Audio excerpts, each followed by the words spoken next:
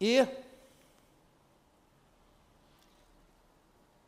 ontem, 10 de setembro, foi o Dia Internacional da Prevenção contra o Suicídio. Eu não sei se vocês sabem, mas os números internacionais são alarmantes. Um número cada vez maior de pessoas tem se matado. Isso é trágico. E há países que estão, inclusive, legalizando o suicídio assistido. É a eutanásia. O Canadá, não sei se vocês sabem, o Canadá já tem, não sei se são todos os estados, porque o Canadá é um país federativo, então os estados têm um alto grau de autonomia. Mas eu sei que em um determinado estado do Canadá, a eutanásia já é a 6ª principal causa de morte. As pessoas simplesmente não querem mais viver e como elas nem precisam, né, dar aquele passo final, elas apenas chegam para um médico e dizem, por favor, doutor, elimina aqui por mim. E isso está acontecendo muito. E essa desistência de viver me lembra muito um psicoanalista austríaco, judeu, que na década de 40 estava desenvolvendo uma teoria, a teoria do sentido. E, infelizmente, para ele, né, ele foi forçado a colocar em prática as teorias dele em campos de concentração. Então, de final de 1942 até meados de 1945, ele passou, Viktor Frankl, o nome dele, passou por 3 campos de concentração. Ele perdeu a esposa, que estava grávida quando foram presos, perdeu os pais, perdeu irmãos, perdeu vários parentes. Foram 6 milhões, né, de judeus mortos na Europa durante a Segunda Guerra Mundial. Isso sim, isso foi genocídio, né? E lá ele viu na prática a teoria dele se confirmando. O que sustenta a vida emocional de alguém é o sentido. Se a pessoa perde a percepção do sentido da sua vida, ela definha e morre. Ele viu pessoas chegando saudáveis fisicamente e se entregando, e em 2 semanas morrendo.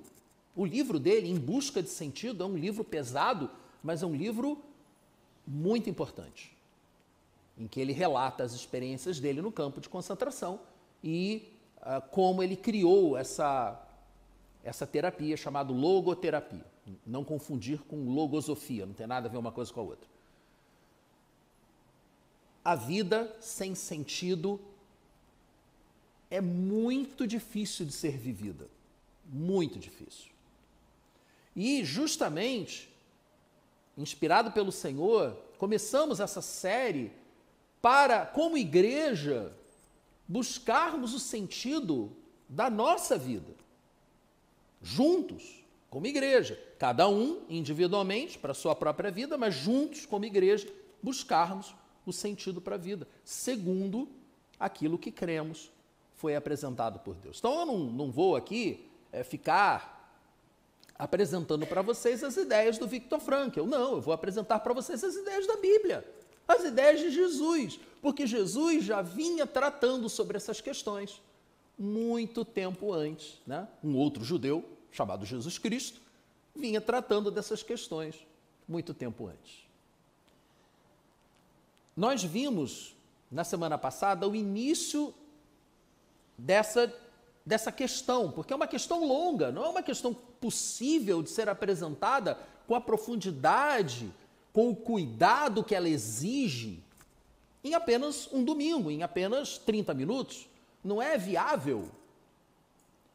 Então, esse conteúdo foi dividido em 4 partes. A primeira parte, que vimos na semana passada, começa justamente com uma pergunta. uma pergunta que eu refaço para você. Como você enxerga o sentido da sua vida? Qual é o sentido da sua vida? Pergunte-se isso novamente. Feche seus olhos e pense nisso um pouco. O que traz sentido à sua vida? Constituir uma família? Deixar um legado? Ser feliz? O que é que traz sentido à sua vida? E vimos, todo ser humano tem que buscar isso, ele sente essa necessidade, isso é natural, é praticamente inato dos seres humanos, essa busca pelo sentido. Mas vimos também que quando o ser humano, ele não acredita na transcendência, não acredita que a vida é mais do que os nossos sentidos são capazes de perceber, porque o oposto da transcendência é a imanência. E a imanência é a contenção da realidade dentro de uma moldura fechada, restrita à natureza e ao que nós podemos perceber com os nossos sentidos. É uma visão de mundo naturalista. É a imanência. Quando cremos na transcendência, cremos que a vida transcende a essa realidade, muitas possibilidades se abrem. Mas mesmo aquelas pessoas que fecham as portas para essas possibilidades transcendentes, elas ainda continuam precisando de sentido para suas vidas. E elas vão buscar sentido aqui. Num extremo, no materialismo, dinheiro, sexo e poder, é o materialismo. No outro extremo, mas também dentro aqui dessa existência, é o idealismo. É lutar por uma causa, lutar pela justiça social, lutar pela salvação da terra. É o idealismo. Mas ainda assim, seja uma pessoa idealista ou seja uma pessoa materialista, são pessoas em busca de sentido, um sentido restrito a essa realidade, perceptível pelos 5 sentidos. E como vimos na semana passada também, é importante lembrar, muitos de nós cristãos que cremos que fomos reconciliados com Deus por meio de Jesus Cristo, que estamos em Cristo, acabamos nos deixando conduzir por essa visão imanente de mundo e deixamos de pensar na vida como algo transcendente. E aí vem o alerta de Paulo, que eu mostrei na semana passada, mas é tão importante que é necessário mostrar de novo. Esse alerta de Paulo não é para os não cristãos, é um alerta para nós que somos cristãos, que estamos em Cristo. Ou seja, é possível você estar em Cristo e mesmo assim não crer no transcendente. Vamos ler juntos? 1 Coríntios 15, 19? Se é somente para esta vida que temos esperança em Cristo, dentre todos os homens, somos os mais dignos de compaixão. Em outra versão, como eu também li na semana passada, diz: somos os mais infelizes dos homens. Olha só que contrassenso. Somos cristãos, temos esperança em que não nos falta esperança.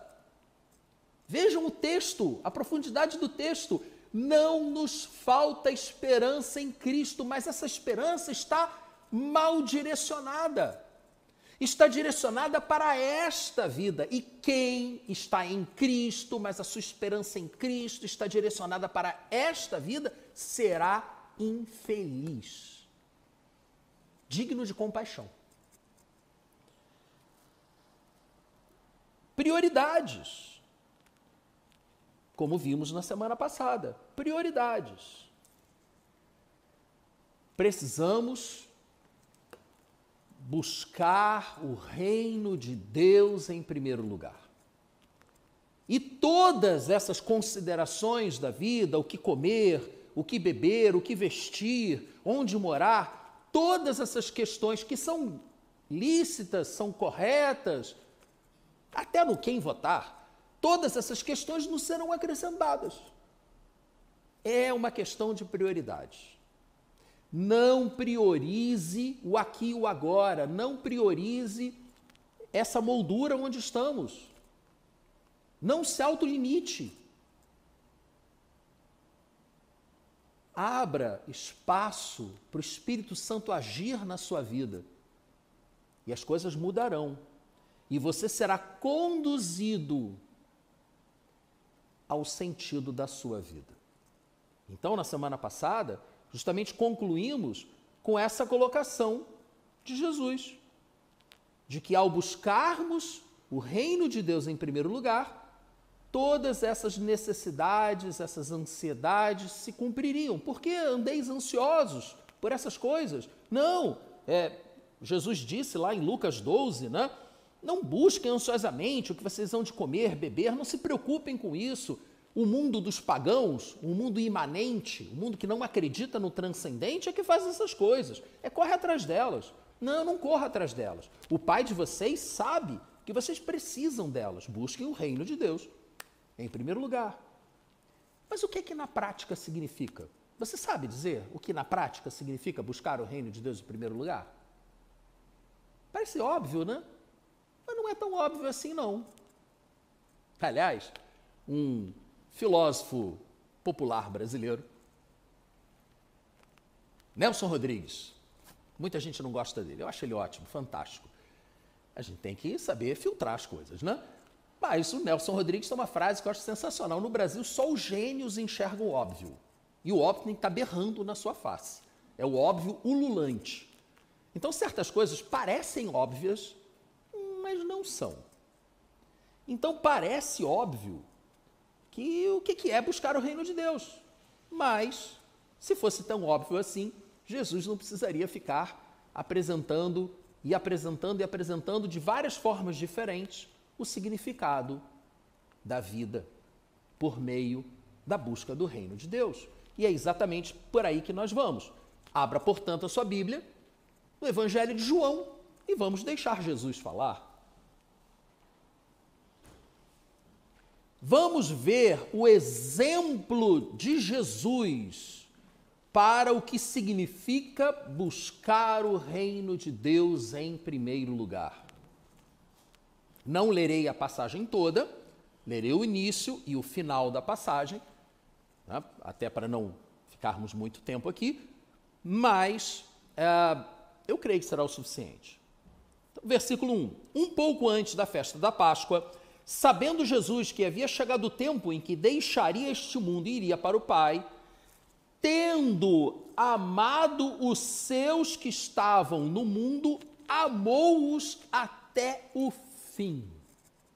Parece redundante, não parece? Tendo-os amado, amou-os até o fim.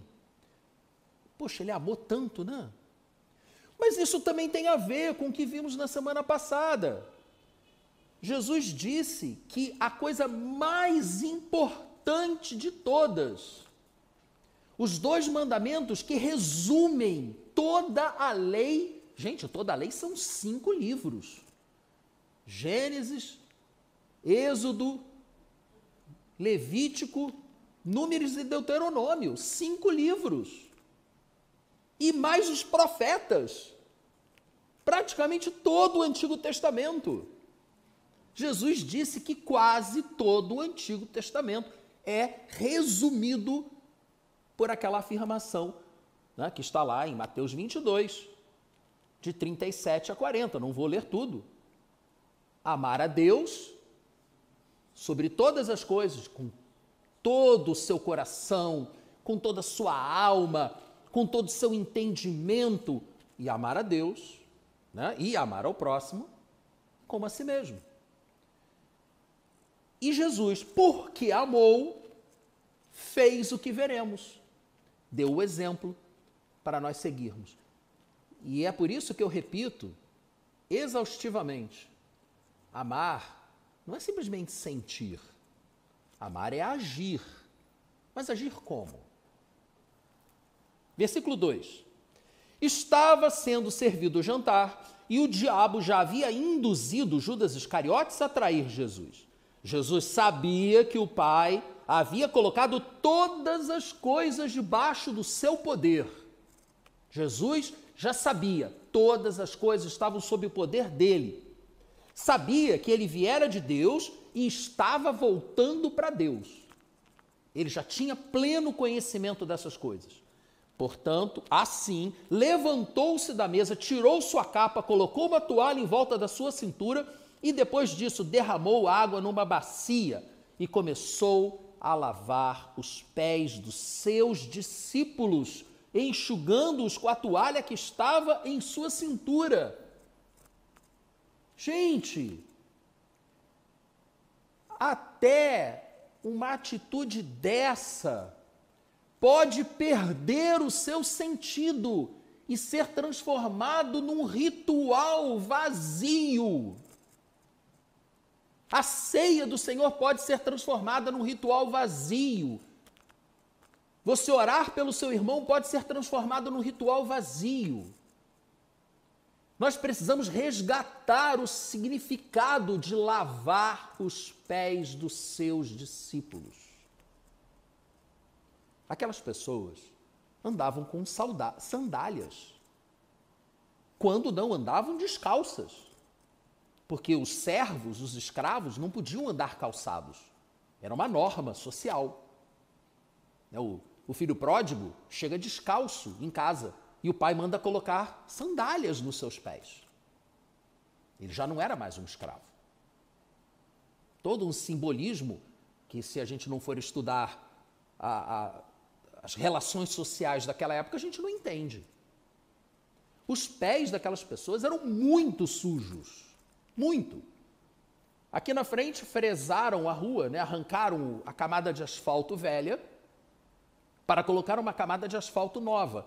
E a casa ficou lotada de poeira. A nossa casa aqui, onde a nossa igreja se reúne. Por quê? Arrancaram uma camada de asfalto. Imagina se a rua fosse de terra. Imagina quanta terra não teria aqui dentro.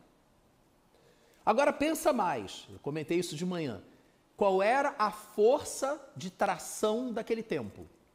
Animal. Cavalos, bois, jumentos. Jesus entrou em Jerusalém não numa Ferrari. Ele entrou sentado sobre um burrico. Era o que tinha. Não entrou de carruagem também não, tá? Foi sentado num burrico. E esses animais, eles comem e depois a consequência vem, enquanto está andando. Já aconteceu de eu estar caminhando ao redor da lagoa e ter aquela patrulha da PM montada e você está ali caminhando, olhando a natureza e de repente, opa, pisei em alguma coisa. Então você vai olhar, tá lá, o estrume do cavalo. Gente, que corta barato é esse? Imagina. Agora imagina se você tem um monte de cavalos andando, sujando tudo. Ou você acha que tinha serviço de limpeza pública para ficar recolhendo o estrume? Em Nova York, no final do século XIX, tinha serviço de limpeza pública para recolher o estrume. E eles acumulavam a cada dia toneladas de estrume. Eu li uma vez um historiador dizendo que, ao contrário do que se diz, o uso dos hidrocarbonetos salvou a humanidade de morrer soterrada em estrume. Porque era só isso que ia ter. Aí sai o estrume, entra a fumaça e a fuligem. Paciência, né? Não dá para ser perfeito. As pessoas andavam praticamente descalças num ambiente de muita terra e estrume. Os pés não era aquele pezinho que você tira o sapatinho, tem até aquele cheirinho e tal. Não, gente, não é isso não. Não é isso não. É muito pior. Muito pior. Por isso que lavar os pés de uma visita era o trabalho mais humilhante de uma casa, realizado pela pessoa de menor nível social da casa. Todas as casas que possuíam servos, nem todas as casas possuíam servos, mas todas as casas que possuíam servos, era o servo de mais baixa estirpe que ia lá lavar os pés dos convidados, dos visitantes. Jesus era o mestre. Jesus era o líder daqueles homens. Eles chegaram da rua para a ceia da Páscoa. E ninguém pegou a bacia para lavar os pés de Jesus. Ninguém. Jesus chegou, sentou e ficou.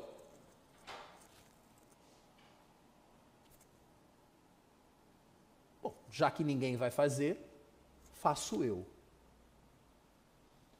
Percebem que não é um simples ato, não é apenas um pequeno gesto. Percebem que isso é muito mais profundo do que a gente, numa leitura rápida, possa perceber? Por isso eu vou pular para o versículo 12, porque aí começa toda uma discussão de eu não me lava não, Pedro, né? Sempre Pedro, eu não, que isso, mestre, que vergonha, eu é que deveria estar lavando seus pés, tem toda aquela discussão ali, que não vem ao caso aqui.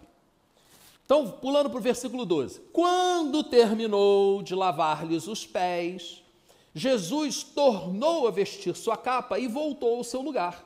Então lhes perguntou, vocês entendem o que eu fiz? Agora vocês já entendem, né, o que fez Jesus, porque eu já expliquei. Vocês entendem o que eu fiz? Vocês me chamam mestre e senhor, e com razão, porque eu sou. Eu sou o mestre e o senhor de vocês. Pois bem, se eu, sendo mestre e senhor de vocês, lavei-lhes os pés, vocês também devem lavar os pés uns dos outros. Em outro momento, Jesus disse, carreguem as cargas uns dos outros. Em outro momento, perdoem-se uns aos outros. Sustentem uns aos outros. Percebe a quantidade de uns aos outros que tem no Novo Testamento? Que Jesus traz isso. Nesse momento, ele está exemplificando com o serviço mais humilde de todos o que significa a vida cristã. Jesus estava dando um exemplo. Jesus estava dando o exemplo de como buscarmos o reino de Deus em primeiro lugar, servindo uns aos outros, lavando os pés uns dos outros. E ele afirma isso, ele continua no versículo 15, ainda, lá de João, capítulo 13. Eu lhes dei o exemplo, para que vocês façam como eu lhes fiz. Digo-lhes verdadeiramente, em verdade vos digo, que nenhum escravo é maior do que o seu senhor, como também nenhum mensageiro é maior do que aquele que o enviou. Agora que vocês sabem essas coisas, felizes serão se as praticarem. Nós não estamos buscando o sentido da vida? E quando buscamos o sentido da vida no lugar errado, não seremos infelizes? Olha Jesus dizendo como ser feliz. Servindo uns aos outros. É nessa ação que nós encontramos a verdadeira felicidade. Quando servimos uns aos outros, estamos servindo a Deus. E ao servirmos a Deus, nós estamos cumprindo o propósito da nossa vida. E aí seremos felizes. É uma consequência. É uma pegadinha. Deus criou a gente quer ser feliz. É natural. Mas se a gente busca ser feliz, a gente não consegue. Quando a gente entrega os nossos caminhos nas mãos do Senhor e ao invés de buscar a nossa felicidade, a gente busca o reino de Deus em primeiro lugar, que é servir uns aos outros, então a gente é feliz, é uma consequência.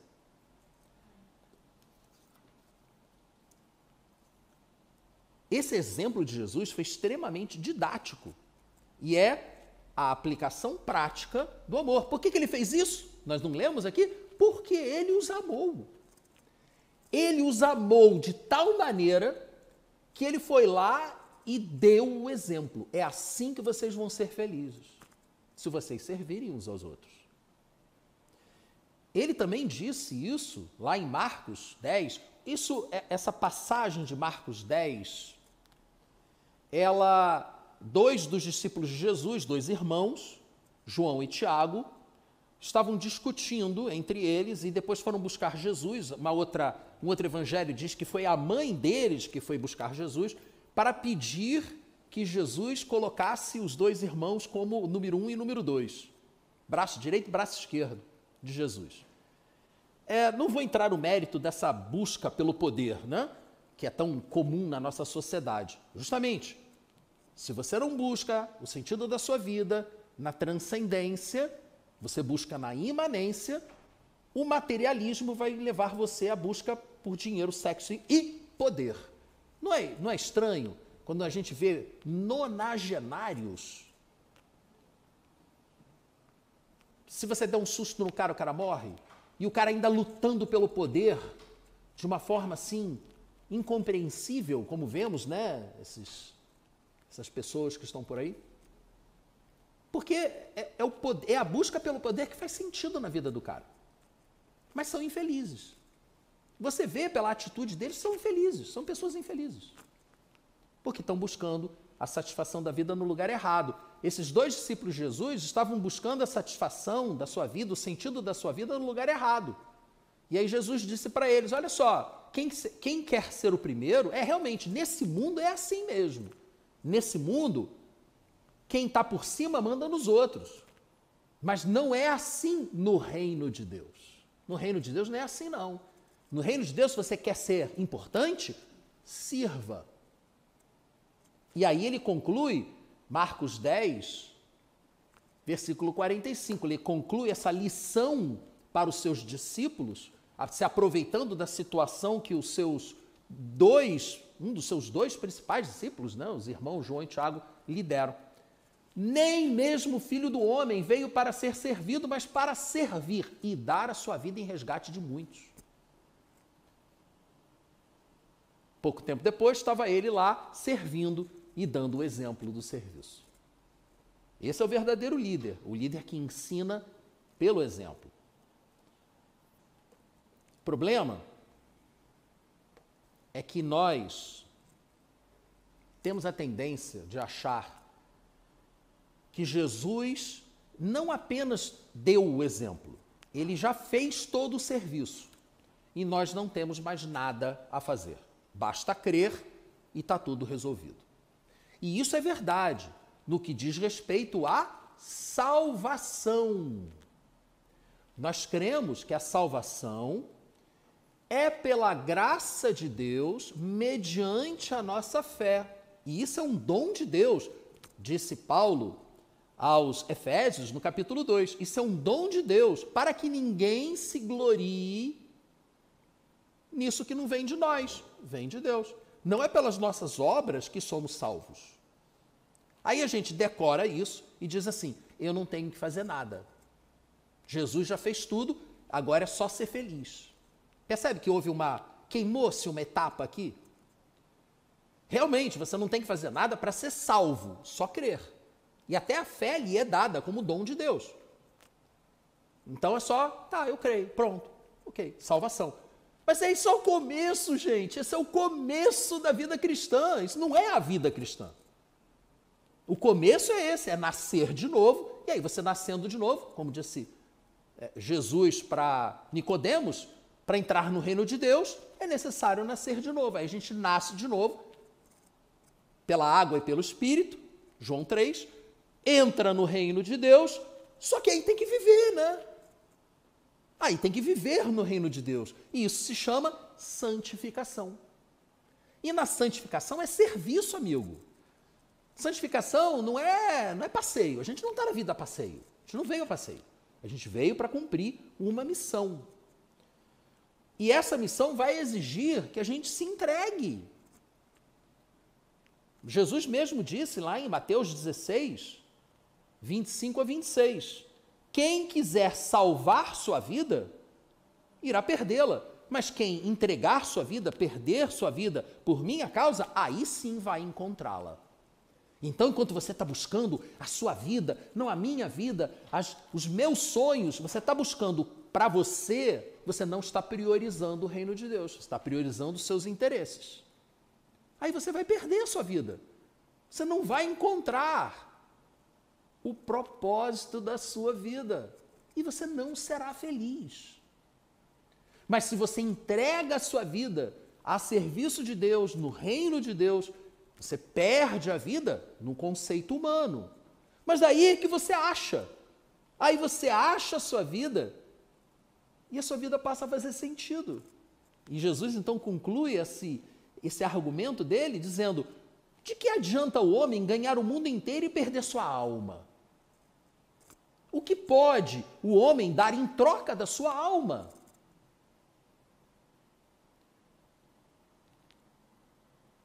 E já que eu falei de Efésios 2, 8 e 9, depois de dizer que somos salvos pela graça mediante a fé, qual é a consequência? Qual é o próximo passo? É viver no reino de Deus. E aí Paulo diz, no versículo 10, porque somos criação de Deus realizada em Cristo Jesus, uma nova criação, né? Como Jesus disse lá para Nicodemos. Para que nós fomos regenerados em Cristo Jesus? Para quê? Para sermos felizes? Para buscarmos nossos próprios interesses? Não. Para fazermos as boas obras que Deus preparou antecipadamente para que nós as praticássemos. Ou seja, antes da criação do mundo, Deus já conhecia você. Ele já sabia quem você seria, ele já sabia as experiências pelas quais você passaria, e ele deu para você. Ele dotou você com dons, com habilidades, que foram sendo lapidadas pela sua experiência, para que fossem utilizadas a serviço do reino de Deus. É para isso que nós estamos aqui. Nós não estamos aqui a passeio, nós não estamos aqui por acaso. Nós estamos aqui para cumprir a vontade de Deus para nós. A vontade de Deus para a humanidade é muito mais ampla do que qualquer um de nós, é óbvio. Deus não criou a humanidade por sua causa. Deus criou a humanidade por causa de Jesus, por causa dele, para louvor dele. Mas, no seu amor, ele também nos criou e nos convidou para fazermos parte dessa vontade maravilhosa dele. E fazer parte dessa vontade maravilhosa significa justamente servir, buscar o reino de Deus, lavar os pés uns dos outros, carregar as cargas uns dos outros.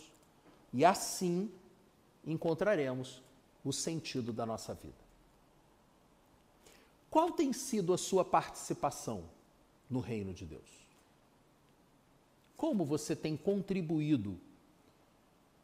Quais dons você tem colocado a serviço? Quais experiências você tem compartilhado? Ou você tem vivido a sua vida para você mesmo, para sua família? Nós cremos ser uma família espiritual, que serve uns aos outros, pelo menos assim buscamos. E assim como Jesus deu o exemplo, eu entendo, até pela minha formação de militar, que eu tenho que dar o exemplo. E eu dou o exemplo. Lógico que nem se compara, né? O meu exemplo é o exemplo de Jesus. Mas eu posso afirmar para vocês que quando eu convido vocês a se doarem, é porque eu já me doei antes. Se eu convido vocês a estarem presentes e doarem os seus dons e participarem, é porque eu estou fazendo isso. Eu não peço que vocês façam absolutamente nada que eu não faça. Eu e minha esposa somos os primeiros a chegar e os últimos a sair. A igreja não existe para nós é que existimos para a igreja.